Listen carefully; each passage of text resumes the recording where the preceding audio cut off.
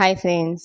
So, ఇవైతే గిన బజ్జీ మిరపకాయలండి. అంటే బజ్జీ మిరపకాయలతో మనం బజ్జీలు వేసుకుంటాము. కర్రీస్ కూడా ప్రిపేర్ చేస్తాం కదా! ఏమంటారు మిర్చి సాస్ ఇలాంటివన్నీ. సో, వాటితోనే ఇలా ఫ్రై చేసుకుంటే చాలా టేస్టీగా ఉంటాయండి. పప్పులేకి, పప్పుచారులేకి నంచుకోవడానికి చాలా బావుంటాయి. సో, ఇందుకోసం అయితే గిన బజ్జీ మిరపకాయల్లోని ఇత్తనాలు తీసేసి అందులోకి ఈ స్టఫ్ అయితే యాడ్ చేసుకొని ఆయిల్‌లో ఫ్రై చేసుకోవాలి.